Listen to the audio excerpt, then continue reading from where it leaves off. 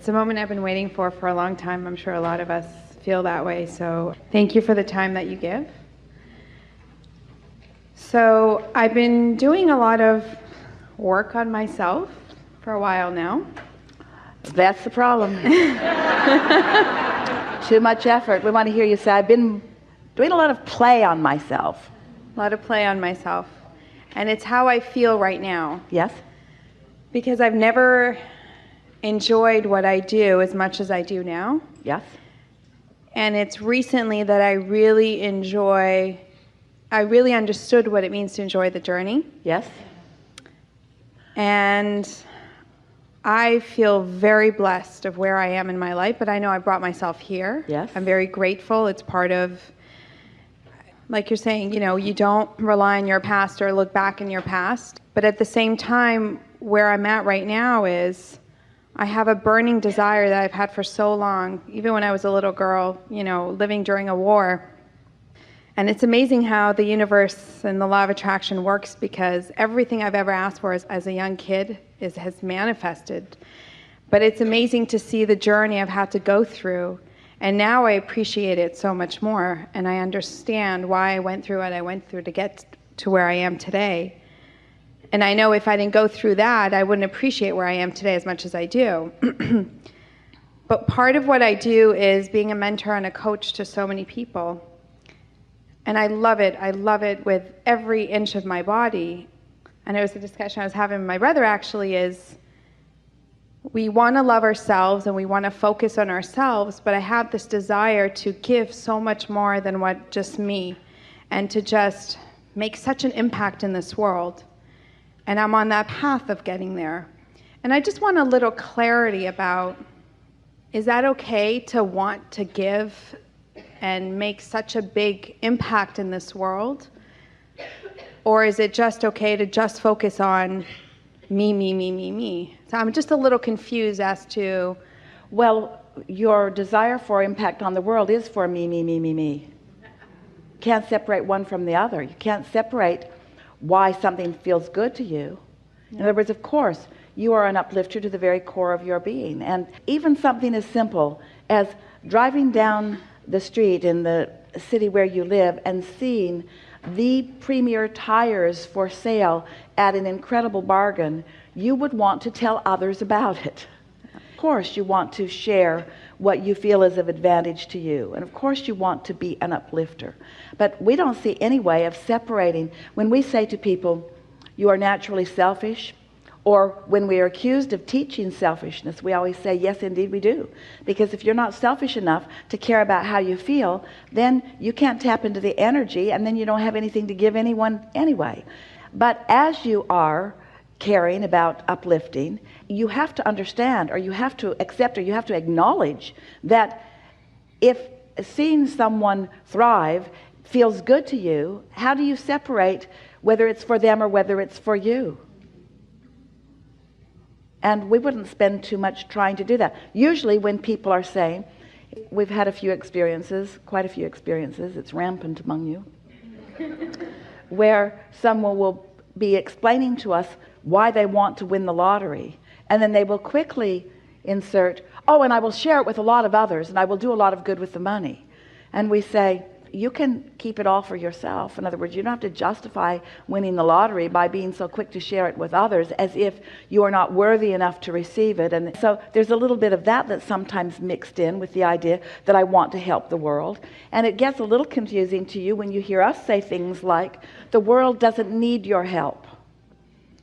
Especially with teachers and mentors and coaches. We don't want you to get this confused or inflated idea that someone that you are mentoring can't receive the well-being without you. You are at best an example of someone who knows how to tune in, and you can't tune in for them. So everyone has to do it for themselves, no matter how effective we are at explaining it. We are really good at this. And there are people who cannot hear us. It's because they're not in the vibrational place where they are able to hear. And so it's all right for you to want anything that you want, and it's all right for you to explain it in any way that you want to. We just don't want you to feel like you need to justify the well-being that comes to you by serving others, because no one can stop serving others, and no one can stop being served by others, and no one can stop benefiting. You couldn't even be who you are if it were not for the others with whom you share your planet. Everything that you're about, it's this perfectly balanced place. And so we're pointing you toward acknowledged self-awareness, which means acknowledged selfishness. And we think it is a wonderful thing when you are so selfish that it makes you feel good when others feel good. Not a bad place. And I learned that a lot from my 2.5-year-old daughter, who's the most aligned person I know. But I know you mentioned before about children, and I'm learning to be more patient, and I'm learning to see her as an individual with her own everything. And I try my best to be in the vortex before I have that, relationship or whatever situation it is. But sometimes you're stuck in a situation where you don't have time to get into the vortex, and they need you now. And I'm not talking about dangerous situation. I'm just talking like, Mommy, I need you right now, but you're not completely where. So what There's happens? never a time that you don't have time to get into the vortex. There's never a time that you don't have time. There are times that it is unlikely that you will. Yes.